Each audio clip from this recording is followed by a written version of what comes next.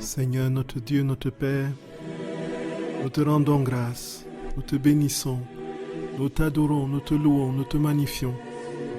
Nous te disons notre action de grâce, Seigneur, pour l'immensité de tes merveilles, dans la création, dans la rédemption et dans cette œuvre inestimable de la sanctification. Seigneur, les mots sont insuffisants pour dire combien tu es au cœur de notre vie. Nous n'avons pas de mots suffisamment appropriés pour dire ce que tu es, qui tu es, Seigneur. Nous te bénissons, notre roi, et nous avons tout misé sur toi, parce que tu es le maître du temps et de l'histoire. Tu es celui qui a forgé toutes choses dans ton immense bonté, et tu as tout prévu de toute éternité pour qu'aucun homme ne se perde. Seigneur notre roi, nous te bénissons de tout notre cœur, de toute notre âme. Nous t'adorons et nous te louons, Jésus. Béni sois-tu, Seigneur. Béni sois-tu, notre roi. Béni sois-tu. À voir le ciel, ouvrage de tes doigts, la lune et le soleil que tu créas. Qu'est-ce que l'homme pour que tu penses à lui? Qu'est-ce que le fils d'un homme pour que tu en prennes garde? Tu l'as créé un peu moindre qu'un Dieu, et tu l'as couronné de gloire et d'honneur. Ce verset du psaume 8, Seigneur, nous le mesurons aujourd'hui plus que jamais. Et nous comprenons plus que quiconque, et plus que quiconque de ceux qui ont vécu au temps où ce psaume était écrit, ce que tu voulais dire, Seigneur, par la bouche de ton serviteur David, lorsqu'il mettait pour les générations à venir cette magnifique vérité, que nous serions un jour transformés en ta gloire en vérité. Tu nous as couronnés de gloire, Seigneur, en ce temps qui sont les derniers. Et tu nous as donné de comprendre que nous sommes faits à ta ressemblance, plus que jamais. Non seulement de comprendre, mais de réaliser dans toute notre personne et dans toute notre vie que nous sommes sortis de toi et que nous avons vraiment ta ressemblance. Le réaliser par le don et le cadeau de ta divine volonté que tu donnes aux créatures en ces temps. Merci, Seigneur, parce qu'à rebours du mal qui se déploie de manière anarchique, à rebours de la déferlante machiavélique des idéologies mortifères, tu es en train de susciter une moisson d'âmes qui, imprégnées de ta vie, vont, du fait des actes qui sont posés en toi et par toi, vont faire advenir le règne. Seigneur, merci parce que ce projet, tu l'as pour toute l'humanité. Nous te bénissons, Seigneur. Étends ton règne dans les cœurs maintenant, Jésus.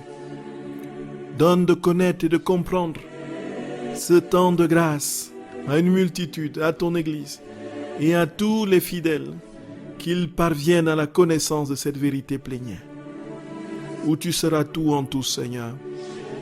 Notre cœur est rempli de joie et d'action de grâce. Et nous te disons merci, parce que nous n'avons pas d'autres mots, Seigneur, pour exprimer cette gratitude. Nous aurions voulu bien que tu nous donnes d'entendre ta voix dans nos voix. Mais Seigneur, c'est encore notre voix que nous entendons. Mais par la foi, nous croyons que c'est toi qui te dis à toi-même merci. Oui, merci Seigneur. Merci dans ta divine volonté. Loué sois-tu dans ta divine volonté. Sois exalté, sois béni dans ta divine volonté. Sois magnifié, sois glorifié dans ta divine volonté. Seigneur notre roi, nous avons confiance en toi. Béni sois-tu Jésus d'amour. Bénis les auditeurs d'aujourd'hui, de demain et ceux d'après. Béni sois-tu Seigneur pour toutes les créatures que tu toucheras, tu impacteras dans ta divine volonté par ce temps, ces minutes que nous passons avec toi. Jésus, nous t'aimons Seigneur notre roi, nous t'aimons notre roi. Étends ton règne Jésus, étends ton règne dans nos cœurs, étends ton règne dans nos âmes, étends ton règne notre roi, étends ton règne Jésus. Vienne ton règne Seigneur, vienne ton règne. Maranatha, Maranatha, Vienne ton règne, notre roi. Sois béni éternellement. Sois béni, Jésus. Sois béni, sois béni, sois béni, Seigneur. Chers frères et sœurs bien-aimés, soyez les bienvenus sur la radio de la Divine Volonté, la radio de l'Association française Giuseppe Picaretta. Nous rendons grâce au Seigneur pour ce moment qu'il nous donne de continuer la méditation de ces saints mystères, de ce transfert, de ce transport de l'âme dans les âges où elle contemple et vit tout ce qui a été vécu depuis la création jusqu'à ce moment. Et c'est ça la puissance des rondes frères et sœurs d'amour que notre très saint Seigneur nous donne de goûter d'une manière singulière et profonde dans ce pieux pèlerinage de l'âme qu'il a inspiré à sa servante Luisa Picaretta. Et nous sommes, frères et sœurs d'amour, au cœur de cette vérité plus que jamais, en ces temps qui sont les derniers. Nous avons compris que Jésus aujourd'hui choisit de se donner pleinement, tout simplement parce que le temps que nous vivons est un temps véritablement trouble. Et justement dans le temps qui est celui-ci, le Seigneur veut nous donner les arts, les prémices de cette vie éternelle. Et il veut nous donner en quelque sorte le soutien et la force nécessaires par cette vie pleine en lui, dans sa divine volonté. Nous allons continuer notre méditation du pieux pèlerinage de l'âme et nous allons avant tout nous confier à notre très sainte mère. Au nom du Père et du Fils et du Saint-Esprit. Amen. Notre Père qui es aux cieux, que ton nom soit sanctifié, que ton règne vienne, que ta volonté soit faite sur la terre comme au ciel. Donne-nous aujourd'hui notre pain de ce jour. Pardonne-nous nos offenses, comme nous pardonnons aussi à ceux qui nous ont offensés. Et ne nous laisse pas entrer en tentation, mais délivre-nous du mal. Amen. Je vous salue Marie, pleine de grâce. Le Seigneur est avec vous. Vous êtes bénie entre toutes les femmes, et Jésus, le fruit de vos entrailles, est béni.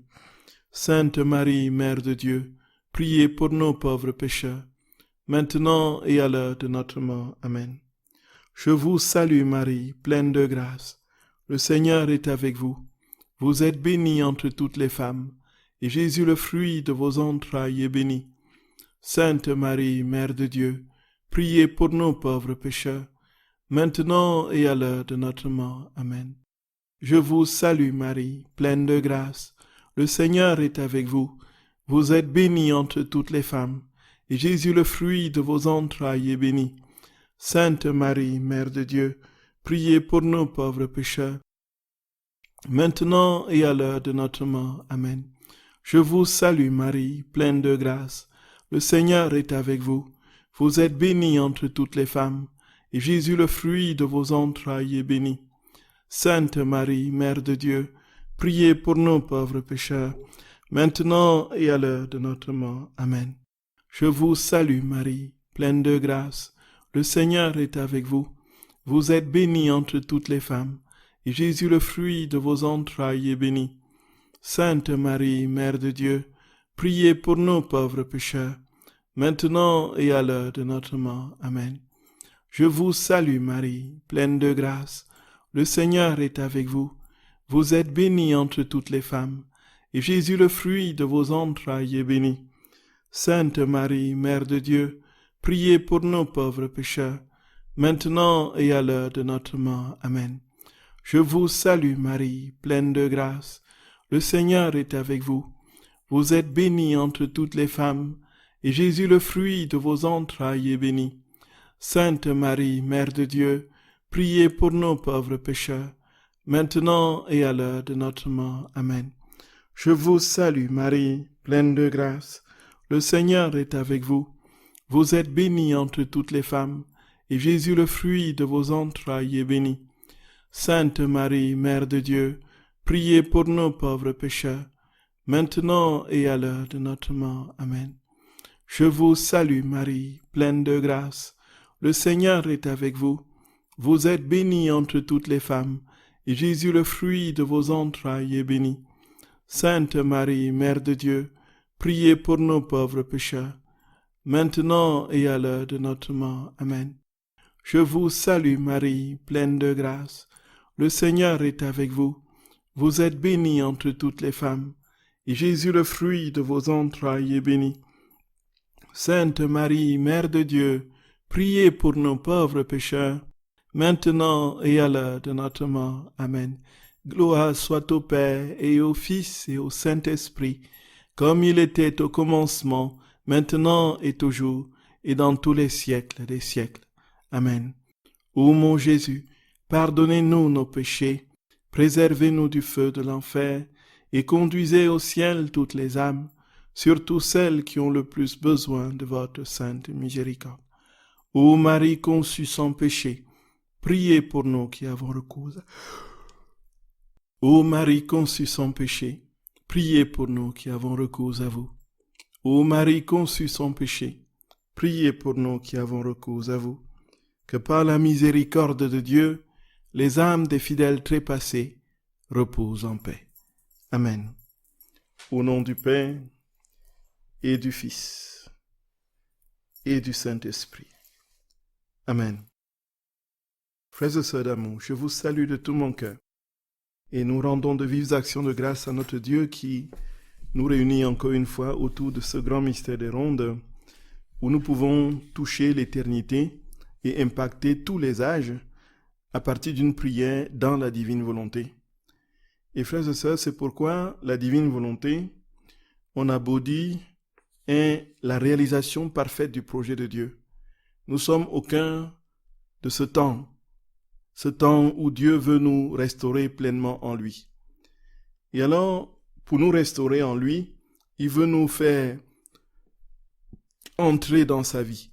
Il n'y a pas d'autre restauration possible qu'en Dieu. Et quelles que soient les idéologies ambiantes, avec tout ce que cela peut comporter comme appel et convocation de la mort, nous sommes faits pour la vie, et la vie en vérité, la vie en abondance. Je suis venu pour que vous ayez la vie, et la vie en abondance. Et nous ne devons pas l'oublier.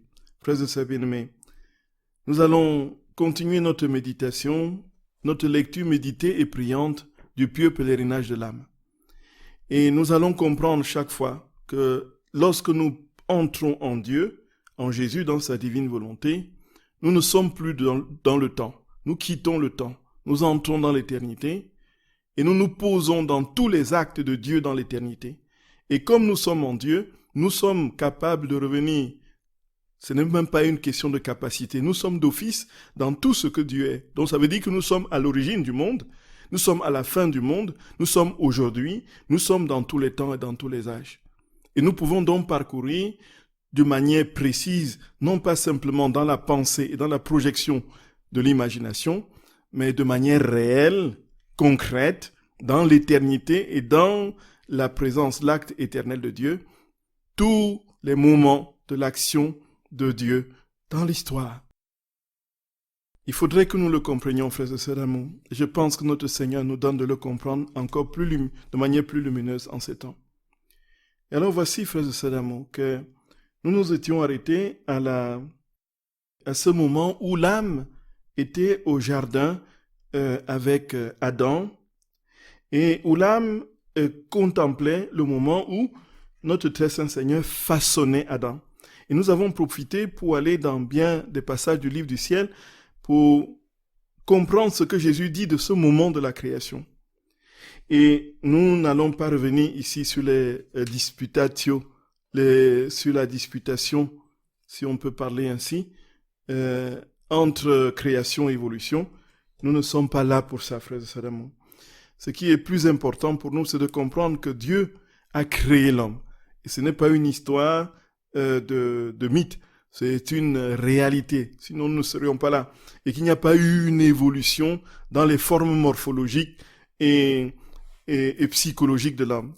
L'homme a été donné d'emblée. Si nous avons été créés à la ressemblance, si nous sommes à la ressemblance de Dieu, c'est que nous avons été créés d'emblée dans la perfection de ce que nous sommes aujourd'hui, avec naturellement, en plus, cette ressemblance que nous avons perdue.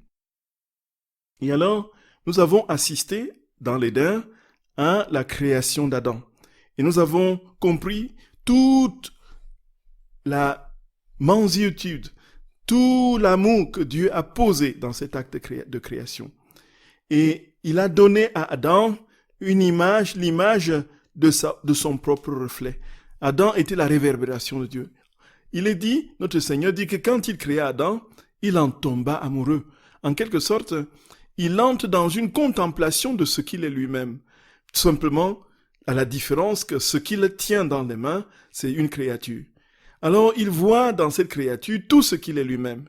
Il avait toutes les prérogatives. Il avait tout, absolument tout, les formes, la forme intérieure de Dieu. Il avait une mémoire, il avait une volonté, il avait une intelligence. La Trinité habitait Adam. Adam était le reflet parfait de la Trinité, puisque tout en lui disait tout, était l'écho de ce qu'était son Créateur. Adam avait donc tout, absolument toutes les prérogatives de Dieu, mais dans la proportion que la créature peut contenir. D'où là où Dieu l'avait par nature et de manière immense et éternelle. Voici, frères et sœurs bien-aimés, qu'Adam, malheureusement, avec la tromperie de l'ennemi, est sorti de cette volonté. Et voici que notre très saint Seigneur est entré dans une forme de souffrance. Et la question de la souffrance de Dieu, on aura l'occasion certainement un jour d'en parler, n'est pas simplement encore une fois mythique, mais elle est réelle du fait de cette incarnation divine de Dieu dans notre humanité par son Fils Jésus-Christ. Frères et sœurs bien-aimés, nous allons aujourd'hui continuer et dans le livre bleu que nous lisons, nous sommes maintenant à la 5e heure. Donc, nous allons maintenant assister, l'âme va vivre la chute d'Adam dans l'Éden et nous allons réparer, nous allons entrer dans cet acte réparateur de tout ce moment où Adam, sortant de Dieu, s'est rendu compte qu'il était tout simplement avili. Et toute la souffrance que Dieu a vécue, nous allons le réparer dans cette méditation. Frères et sœurs d'amour, gardons encore une fois de plus une attitude humble, priante.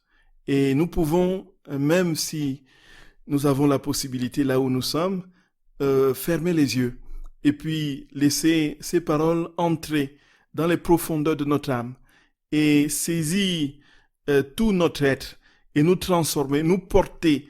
Nous allons nous téléporter. C'est une manière de parler. C'est des anthropomorphismes. Nous allons nous transporter dans l'éternité. Le Seigneur va nous porter dans son éternité et nous allons vivre ce moment. Donc, gardons le silence intérieur, isolons-nous du bruit et puis ou fermons les yeux et laissons ces paroles entrer au tréfonds de notre âme et nous transformer. Frères et sœurs bien-aimés, voici donc ce que nous lisons. Mon amour, le pouvoir d'unité de votre divine volonté unissez en un seul acte, celui du Créateur et celui de vos premières créatures, Adam et Ève. Ainsi il plaça en commun avec eux tous ses biens et toutes ses joies. Ô mon Jésus, moi aussi je veux recommencer ma vie dans cette unité de votre volonté, ensemble avec mes premiers parents. C'est là que je veux établir ma maison. C'est là que je veux trouver ma joie et mon bonheur pour toujours. Hélas, pour leur grand malheur, Adam et Ève s'éloignèrent de votre volonté pour faire la leur. Du plus haut degré de toutes les joies et plaisirs, ils plongeaient dans un abîme de misère. Le Seigneur, le ciel et la terre furent ébranlés en voyant les créatures les plus belles se rebeller contre la volonté du Créateur. Toute la création trembla et vous-même, suprême majesté, avez ressenti une telle douleur face à eux que vous vous êtes cachés dans votre manteau de justice. Ashma Atai. Seigneur, béni sois-tu notre roi. Béni sois-tu notre roi. Béni sois-tu notre roi. L'âme dit à son Jésus qu'elle veut recommencer la vie d'Adam, qu'elle veut repartir là où Adam était. Et avec eux, Adam et Ève, vivre cette plénitude de communion, de sainteté et de vie. Parce que l'âme contemple ce moment où Adam était dans la plénitude. Le premier homme était dans la plénitude de la vie de Dieu. Voici qu'il s'en détache, malheureusement. Il a la douleur de constater cette désobéissance et ce détachement. Et alors, les premiers parents se sont éloignés et ils sont partis de la plus grande félicité vers la misère la plus extrême, celle que nous vivons aujourd'hui. Et alors l'âme, frères et sœurs bien-aimés, après avoir contemplé cette chute, elle contemple la création qui en est affectée. Et il est dit que la création trembla. Nous voyons bien, frères et sœurs bien-aimés, qu'il y a une harmonie entre l'homme et la création. Si l'homme est le principe de la création, dans le sens où ce n'est pas lui qui a créé, bien sûr, c'était ce pourquoi Dieu a créé toutes choses. Dieu a créé toutes choses parce que l'homme était premier en lui. L'homme était premier dans l'entendement du Créateur, avant qu'il ne déploie les réalités créées pour abriter l'homme. C'est l'homme qui était s'il y avait possibilité que l'homme survive sans la terre, sans l'eau, sans l'air, sans la mer, sans le soleil, ainsi de suite, tout cela n'aurait pas été créé. L'homme aurait tout simplement surgi et aurait vécu sa vie s'il n'avait pas besoin de tout cela. Parce que c'était l'homme qui était dans l'entendement, dans le cœur de Dieu. Les autres choses ne viennent qu'en secours et en soutien de la vie de l'homme. Et alors, lorsque l'homme a quitté cette volonté divine, elle se retrouvait misérable. Et toute la création a tremblé. Donc, toute la création s'est fissurée. Il y a une disharmonie interne à la création qui était la conséquence, effectivement, de cette chute. Donc, la chute a une répercussion absolument phénoménale sur la création. Et la création, si elle gémit aujourd'hui, comme dit Saint Paul dans l'Épître aux Romains, chapitre 8, c'est à cause du péché de l'homme. Et nous assistons impuissants devant les phénomènes naturels absolument dévastateurs que l'homme ne peut pas contrôler et qui prouvent qu'il y a quelque chose de l'ordre d'un désordre dans la création. Le Seigneur, frères et sœurs, nous donne de contempler qu'il y a un réel lien entre ce que nous faisons, entre notre péché et tout ce qui nous entoure. Et alors, lorsque l'âme a contemplé tout cela, la pureté de la beauté originelle, la chute, et puis la création qui en est affectée, qu'est-ce que l'âme fait? L'âme, maintenant, frères et sœurs d'amour, entre dans la réparation. Entrons dans la réparation avec Louisa. Entrons dans la réparation. Pour consoler votre cœur, Seigneur, me voici, Seigneur Jésus. Ma vie, je veux me préparer une demeure dans ta divine volonté et ne jamais m'éloigner d'elle. Je le fais pour regagner, au moins en partie, les très grands bienfaits que tes créatures ont perdus et pour effacer la marque de déshonneur inscrite sur leur front, afin que la joie et le bonheur que mes premiers parents nous vous ont donnés dans les premiers jours de leur existence continuent sans fin. Frères et sœurs d'amour, en quoi c'est cette réparation ici maintenant? Il est très clairement dit que dans les premiers moments, alors qu'ils étaient innocents, ils donnaient à Dieu une parfaite gloire, un parfait honneur, une parfaite action de grâce, une parfaite adoration, un parfait amour. Et cela a cessé lorsqu'ils ont quitté le giron de Dieu. Et lorsque nous faisons réparation dans la divine volonté, que nous, l'âme, vit ce moment, qu'est-ce qui se passe, frères et sœurs d'amour? Nous continuons, ce moment ne s'interrompt plus, ce moment ne s'arrête plus, ce qui était rompu par le péché reprend vie et continue et s'étend d'âge en âge, d'éternité en éternité jusqu'à nous aujourd'hui. Gloria. L'âme, si nous réparons, c'est pour que la joie initiale et primordiale, frères et sœurs bien-aimés, dans lesquelles baignaient Adam et Ève, pour que la félicité et la sainteté qui étaient les leurs, que cela se prolonge. Et nous sommes donc dans cet acte, dans la divine volonté, du prolongement de l'état initial. C'est pourquoi, frères et sœurs bien-aimés, cette vie dans la divine volonté que nous vivons, autant que nous pouvons dans les actes au quotidien, refaçonne, recrée l'âme et lui redonne cette pureté originelle, redonne à l'âme la possibilité de revivre cet éden initial duquel le péché de nos premiers parents nous ont sortis. Et alors, l'âme continue. Ô mon Jésus, je veux placer mon baiser et mon acte de réparation sur la peine que vous cachiez dans votre manteau de justice. Je veux enlever ce manteau d'indignation afin de te contempler, habillé dans ton manteau de paix. Du moment où l'homme est quitté et parti de Dieu, qu'est-ce qui s'est passé? Notre très saint Seigneur est entré dans un état de souffrance extrême.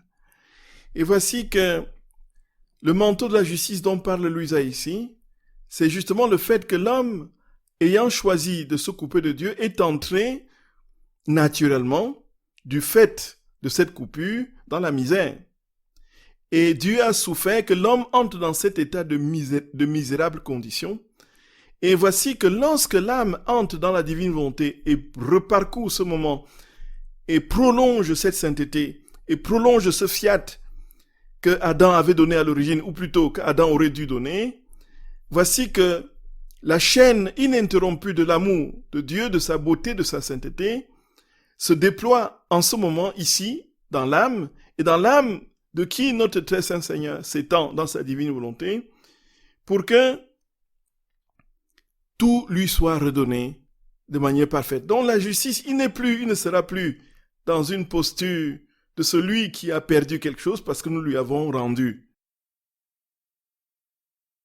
Et nous enlevons donc le manteau d'indignation pour que notre très saint Seigneur revête le manteau de paix. Encore une fois, nous serons toujours dans l'incapacité d'exprimer de manière claire les mystères qui dépassent l'intelligence humaine. Et c'est pourquoi le langage est toujours approximatif. Il ne sera jamais précis. Nous avons tout simplement à adhérer par la foi et à comprendre que c'est le cœur qui parle. Et comme le cœur veut utiliser un langage, il utilise un langage inapproprié et limité, qui est notre langage. Quand nous serons devant le Seigneur, dans la perfection de la béatitude, il n'y aura plus de langage possible. Nous comprendrons tout d'emblée dans un cœur à cœur qui émane de cette vie divine en nous, qui sera parfaite, sans aucune once de péché dans la béatitude. Et alors, frères et sœurs bien-aimés, voici que l'âme poursuit. Ô mon Jésus, fais revenir les jours du début de la création, renouveler les festivités, les joies et les amusements entre toi et tes créatures à travers la venue du royaume de la divine volonté. Mes frères et sœurs bien-aimés. Donc là, voyons, en fin de compte, comme nous l'avons compris, chaque fois que l'âme pose un acte dans la divine volonté, chaque fois qu'elle fait une ronde, une prière, chaque fois qu'elle s'élance dans la contemplation de l'amour infini de Dieu, chaque fois qu'elle répare, l'âme désire une seule chose, que le règne vienne et que la volonté de Dieu se fasse sur la terre comme au ciel. C'est tout ce que l'âme désire. Et rien d'autre, frères et sœurs bien-aimés. Et rien d'autre.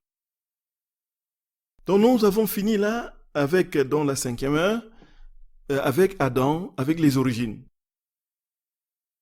Nous avons compris que notre très saint Seigneur, frères et sœurs bien-aimés, faisait parcourir à l'âme toutes les étapes depuis le début. Et c'est ce qui va se passer pendant ces différentes heures que nous parcourons. Et que Louisa vivait effectivement de manière quotidienne. Et justement, ces textes de pieux pèlerinage de l'âme, c'est une adaptation et un développement des chapitres du tome 17. Et qui va justement nous donner de penser et de croire de tout notre cœur que ce que notre très saint Seigneur a voulu ainsi dire à Luisa Piccarreta, c'est que son règne va arriver de toutes les façons, quoi qu'on fasse, et il donne par ce moyen la possibilité de convoquer ce règne le plus tôt possible.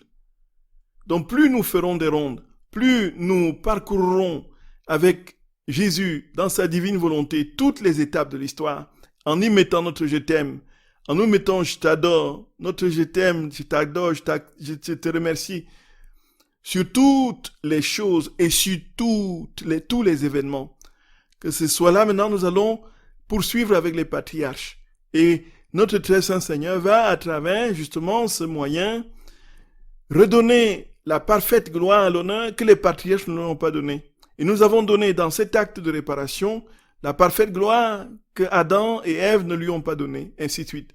Et nous prolongeons ainsi ses droits divins sur toutes les créatures et nous rendons périn sa béatitude ou bien sa sainteté au cœur des créatures. Et nous faisons donc ainsi advenir le règne. Donc nous voyons que tout dans la divine volonté a ce point nodal, c'est, frères et sœurs bien-aimés, l'avènement du règne. C'est l'avènement du règne. C'est l'avènement du règne. Il n'y a rien, frères et sœurs bien-aimés, qui peut remplacer ces vérités. Rien, absolument rien. Demandons cette grâce au Seigneur de tout notre cœur. Vraiment de tout notre cœur. Frères et sœurs bien-aimés, vous pouvez poser vos questions au numéro habituel. À tout à l'heure, frères et sœurs bien-aimés. À tout à l'heure.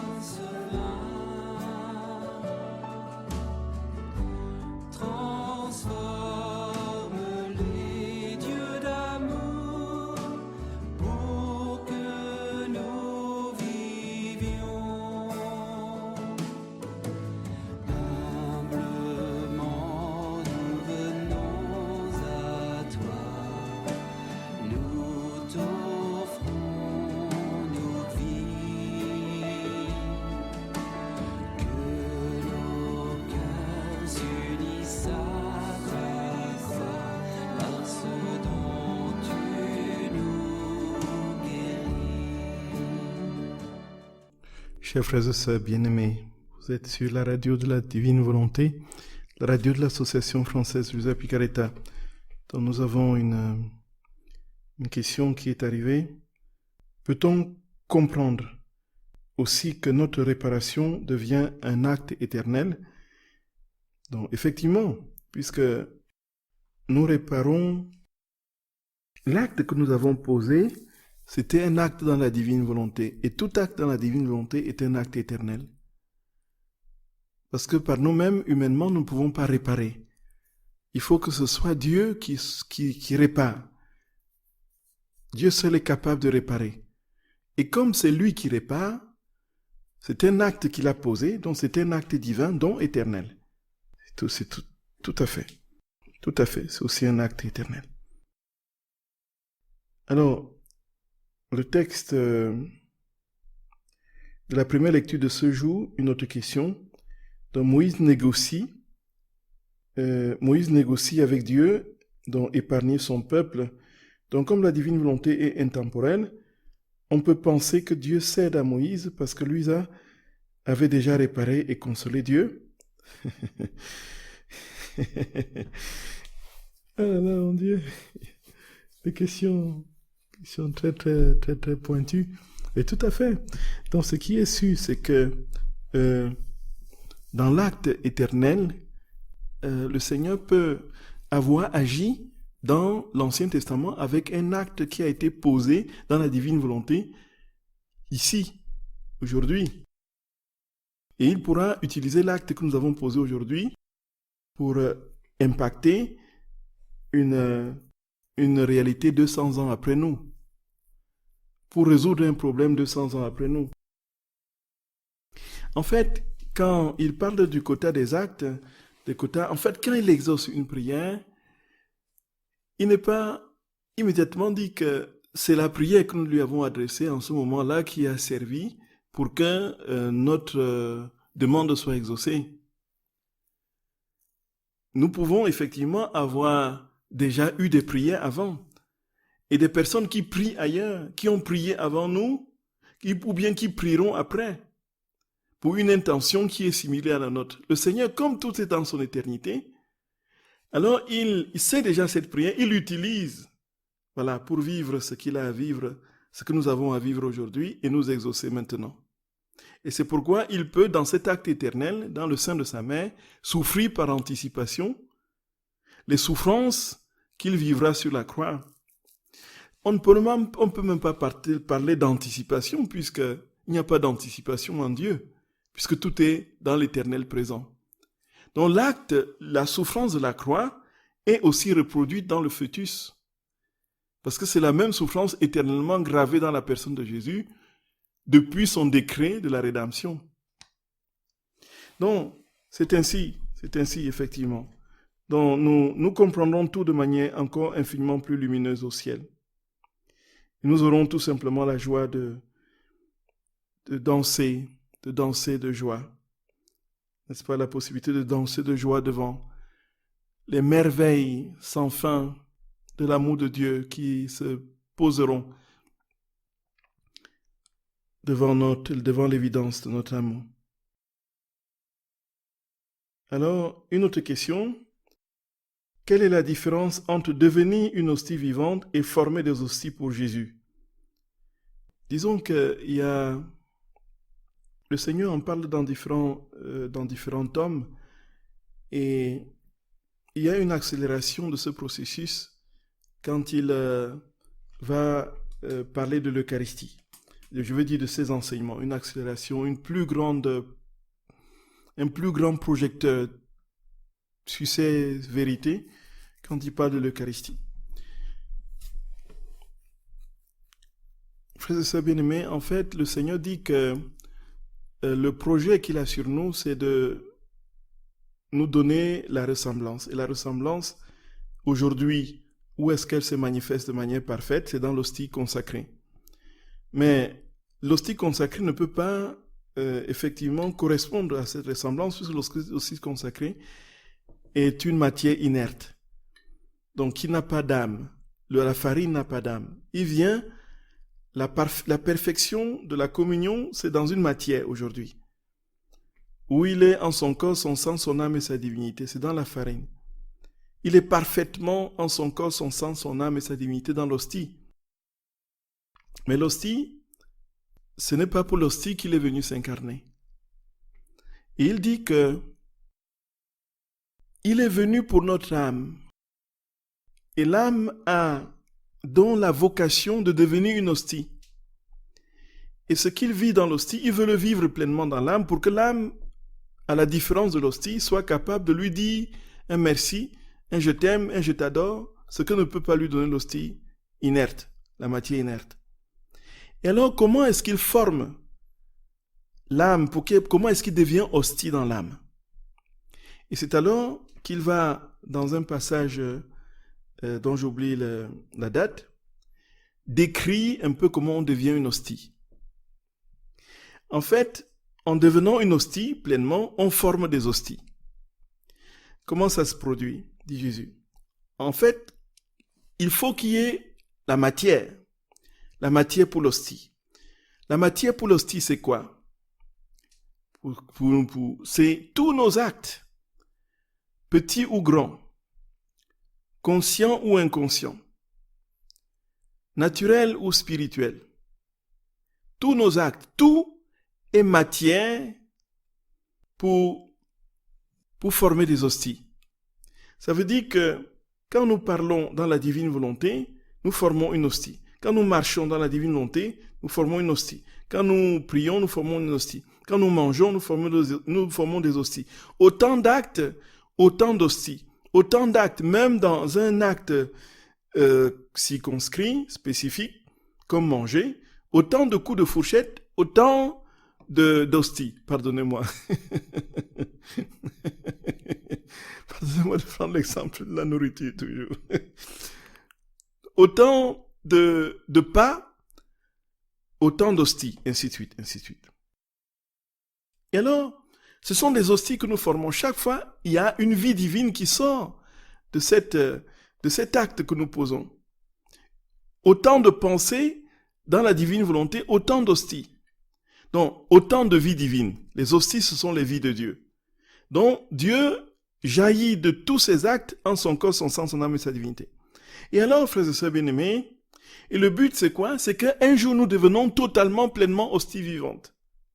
Donc, former les hosties, ce sont des actes qui produisent les vies de Dieu, et hostie vivante, c'est tout notre être totalement transformé en lui, où nous serons parfaitement dans cette communion pleine et parfaite, dans le cœur de Dieu, en sa divine volonté, au cœur du soleil divin. Voyez, frères et sœurs d'amour. Voyez, frères et sœurs bien-aimés. Et alors, voilà ce qu'on peut dire de cette question. Une autre question qui est arrivée allant dans le même ordre d'idées. Est-ce que tout le ciel est présent dans l'hostie consacrée? Donc, l'hostie consacrée, c'est bien ce que nous venons de dire. C'est quoi? C'est le corps, le sang, l'âme et la divinité de notre très saint Seigneur. Ça veut dire quoi? Ça veut dire que la substance de Dieu tel qu'il est au ciel, c'est impressionnant. La substance de Dieu, c'est Dieu dans ce qu'il est, comme il est au ciel, en son corps, son sang, son âme et sa divinité. Il est dans l'hostie. Et au ciel, dans sa substance pleine, comment vit-il? Il vit dans la communion de la Trinité. Et dans la communion de la Trinité, qui est-ce qui est dans la communion de la Trinité? Il y a le Père, le Fils et le Saint-Esprit. Mais alors, où vont ceux qui quittent ce monde, qui sont au ciel? Où sont-ils? Ils sont en Dieu. Ils sont dans la Trinité. Et quand Dieu vient dans le pain et le vin consacré, il ne laisse pas au ciel, suspendu quelque part, les saints, les anges, dans notre très sainte main, ils sont, voilà. Et puis, il dit, maintenant, laissons-les et on va vous rejoindre après. On va vous rejoindre après. Et puis, ils descendent dans l'hostie, et puis, quand l'âme est impréparée, n'est pas bien préparée, il dit, bon, maintenant, rentrons au ciel, il y a les gens qui nous attendent là-bas. On a laissé une foule de gens qui nous attendent, rentrons les voir ce qu'ils deviennent. Non. Ils sont en Dieu, et Dieu est partout, ils sont partout où est Dieu. Donc nous, quand nous serons au ciel, nous serons partout où sera Dieu. Nous serons dans toutes les hosties consacrées.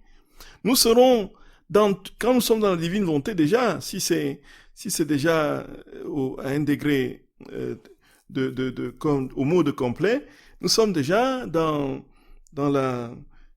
partout où Dieu est, mais sauf que nous ne sommes pas conscients. Au ciel, nous serons conscients. Nous verrons toutes les hosties du monde. Nous verrons toutes les hosties. Nous souffrirons avec Jésus qui souffrira dans les hosties, dans les communions sacrilèges, dans les cérémonies de ténèbres pour profaner le corps de Jésus. Nous allons souffrir de tout ça avec lui. Nous serons partout où nous nous réjouirons de toutes les âmes qui vivront dans la divine volonté, de toutes les âmes qui chanteront, qui glorifieront, qui magnifieront le Seigneur. On sera heureux avec Dieu. On sera partout où il est. On verra tous. Et donc, dans l'hostie, effectivement, il y a tout le ciel. Tout le ciel est contenu dans l'hostie. Et voilà. Et frères et sœurs bien-aimés. Donc, quand nous communions, effectivement, nous communions au véritable corps, sang, âme et divinité de notre Seigneur. Et nous communions donc, c'est la communion in sacris pour les choses sacrées. Et la communion des saints. La communion des saints. L'Eucharistie est le sacrement de communion par excellence. Nous communions aux choses saintes, nous communions aux personnes saintes. Nous sommes dans la communion avec tous ceux qui communient, tant sur la terre qu'au ciel, parce que c'est le même Dieu qui est en nous, et nous sommes en communion avec Dieu de manière parfaite, puisque nous communions à sa substance, son corps, son âme, son corps, son sang, son âme et sa divinité. Oui, frères et sœurs bien-aimés, c'est absolument lumineux tout ça. C'est très, très lumineux. Très, très lumineux. Et alors, quand on entend ces vérités, le but, c'est de pouvoir vraiment les vivre, non pas les garder dans un coin du cerveau, et puis revenir momentanément quand ça nous plaît de jeter un coup d'œil, et puis non. C'est de pouvoir, frères et sœurs bien-aimés, l'incarner dans nos vies. Il n'y a pas de meilleur moyen d'incarner ces vérités que de penser à Jésus et à l'inviter dans tout ce que nous faisons pour qu'il pose ses actes en nous. Et puis, il y a ici quelque chose de particulièrement fort, c'est que si nous avons compris ces vérités, nous comprenons que nous ne sommes jamais seuls. Même si nous sommes isolés dans une île comme Robinson Crusoe, nous n'avons, frères et sœurs bien-aimés, aucune possibilité de penser que nous sommes seuls parce que nous sommes de partout encerclés par des milliards, des myriades d'esprits célestes, de saints, de notre très sainte main, des anges gardiens, des anges par milliers et par milliers. Lorsque Jésus est présent, c'est tout ce monde qui est présent. C'est pourquoi l'adoration eucharistique est vraiment, frères et sœurs d'amour, comme on dit, l'adoration eucharistique dans la piété, c'est ce qui a vraiment de particulièrement fort. Nous avons une première vérité dans l'Église, c'est que Jésus est présent en son corps, son sang, son âme et sa divinité. Et lorsque le Saint-Sacrement est exposé, c'est tout le ciel qui est là. C'est tout le ciel qui est présent. Quand nous prenons 1 heure devant le Saint-Sacrement, nous prenons 1 heure avec tout le ciel. Et donc, d'où l'importance, frères et sœurs bien-aimés, d'adorer plus souvent. Et ce n'est pas pour rien que l'ennemi s'attaquera en définitive à l'Eucharistie. C'est sa dernière attaque. Comme dit le Père Yanouzi, c'est sa 3e attaque. Après avoir attaqué le mariage et le sacerdoce, il va s'attaquer à l'Eucharistie. Et alors, c'est pourquoi, plus que jamais, nous devons être vigilants et prier de tout notre cœur, parce que c'est ce qui restera debout quand tout se sera effondré. C'est l'Eucharistie, frères et sœurs bien-aimés, qui va conduire l'humanité dans cette 3e phase du projet de Dieu, dans ce 3e fiat. L'Eucharistie viendra rencontrer cette vie de Dieu en nous. Et cette vie de Dieu va s'épanouir en lien avec l'Eucharistie. C'est pourquoi les messes seront célébrées. Il n'y aura pas d'interruption. Tout sera dans une propension démultipliée, frères et sœurs bien-aimés. Et tout ce qui sortira rencontrera ce qui est à l'extérieur et tout ce qui est à l'extérieur viendra rejoindre ce qui est à l'intérieur. Dieu à l'extérieur dans l'Eucharistie sacramentelle viendra rejoindre Dieu dans les hosties vivantes que les âmes seront devenues. Et alors le ciel va se déployer de manière exponentielle. Le mal va disparaître et les âmes vivront sur une terre de paix où Dieu sera tout en tous. C'est cela, frères et sœurs bien-aimés. C'est terre-là que nous attendons. Nous l'attendons, frères et sœurs bien-aimés. Nous l'attendons. Nous l'attendons. Nous l'attendons. Et c'est pourquoi il ne faut pas se décourager, frères et sœurs bien-aimés, et travailler de tout notre cœur. Même si nous rechutons, relevons-nous. Reprenons le chemin. Allons-y, avançons. Et puis, en complément, oui, d'où l'importance aussi de nous offrir à l'offertoire, au nom de tous et pour tous, avec notre amour, nos réparations et nos consolations pour le Seigneur. Tout à fait, ma chère sœur bien-aimée. Tout à fait. Tout à fait. C'est bien cela. C'est bien cela. Et alors, frères et sœurs d'amour, une autre question qui sera peut-être la prochaine fois développée, si l'occasion nous est donnée. Donc, est-ce que Dieu a souffert, c'est une autre question, lors du refus de Lucifer? Est-ce que Jésus en parle à Luisa? Frères et sœurs d'amour, nous y reviendrons la prochaine fois avec la grâce de Dieu. Que la sœur nous le rappelle. Frères et sœurs d'amour, Jésus est présent plus que jamais au milieu de nous. Et nous avons dans l'Eucharistie tout ce qu'il faut aujourd'hui pour grandir dans cette vie dans la divine volonté. Ne perdons pas le temps.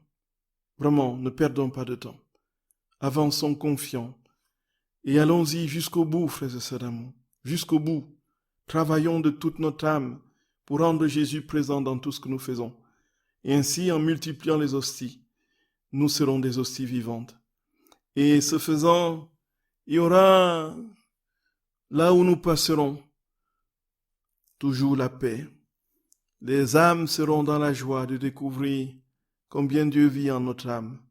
Et surtout, combien ils peuvent être transformés en peu de temps par la présence du Seigneur.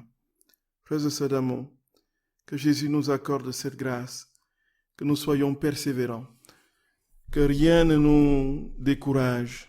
Si nous tombons, relevons-nous, persévérons, tenons bon, restons éveillés et menons le bon combat, combattons le bon combat. Jésus est victorieux à jamais. Que notre très saint Seigneur, frères et sœurs d'amour, étende sa main sur vous et qu'il vous donne tout ce que votre cœur désire,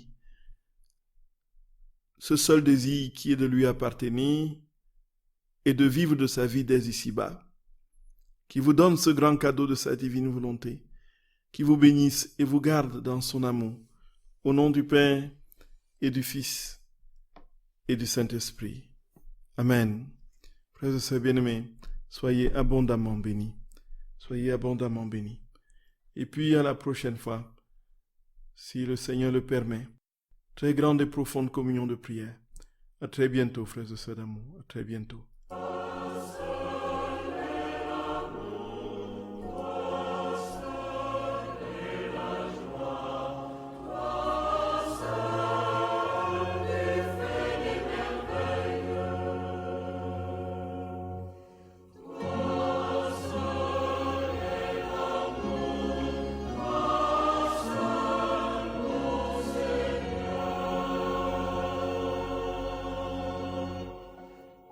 La rose t'offre son parfum qui enivre le papillon. Mais son adoration devant toi, c'est d'abord d'être rose. Personne n'aime la rose comme toi, Seigneur. Tu l'aimes, car c'est toi qui l'as créée. Béni sois-tu, Seigneur.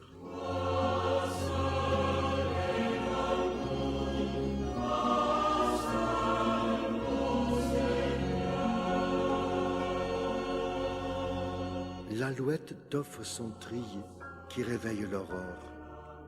Mais son adoration devant toi, c'est d'abord d'être alouette. Personne n'aime l'alouette comme toi, Seigneur. Tu l'aimes, car c'est toi qui l'as créée. Béni sois-tu, Seigneur.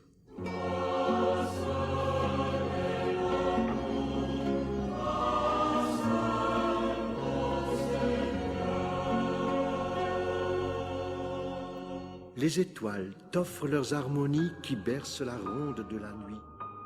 Mais leur adoration devant toi, c'est d'abord d'être étoile. Personne n'aime les étoiles comme toi, Seigneur. Tu les aimes, car c'est toi qui les as créées. Béni sois-tu, Seigneur.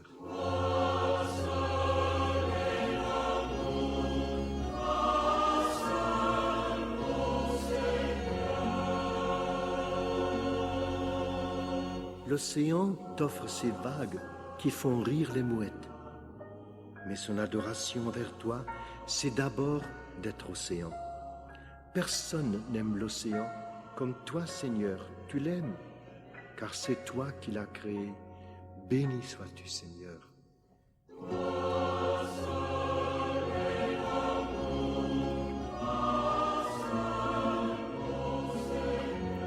La pâquerette, toute fripée par la nuit, t'offre sa corbeille de pétales que vient laver la rosée. Mais son adoration envers toi, c'est d'abord d'être pâquerette. Personne n'aime la pâquerette comme toi, Seigneur, tu l'aimes, car c'est toi qui l'as créée. Béni sois-tu, Seigneur.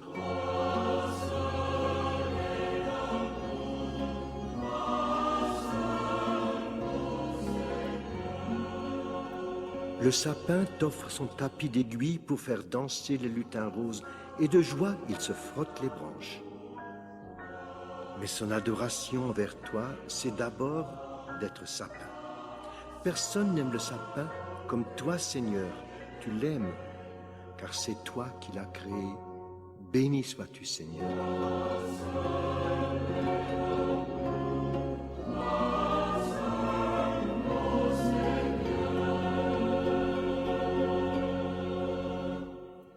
La tête des montagnes t'offre la chevelure de ses chênes, et le ruisseau de la vallée t'offre la bordure de ses coquelicots.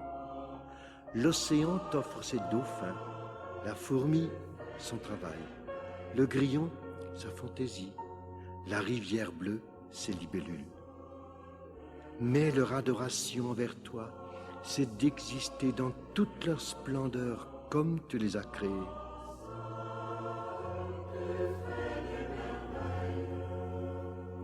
Non, personne, Seigneur, ne peut jamais aimer le chêne et le coquelicot, l'océan et la rivière bleue, le grillon et la fourmi, et demoiselle la libellule. Comme toi, Seigneur, tu les aimes, car c'est toi qui les as créés. Béni sois-tu, Seigneur.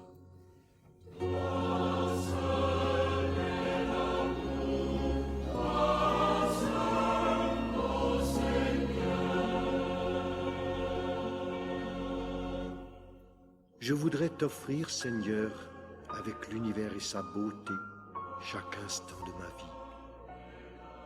Je voudrais te donner tout ce que j'ai, mais je n'ai rien. Et tout ce que je suis, mais je ne suis rien. Accepte, ô mon Dieu, ma première adoration devant toi, c'est d'avoir été créé à l'image de ton Fils bien-aimé.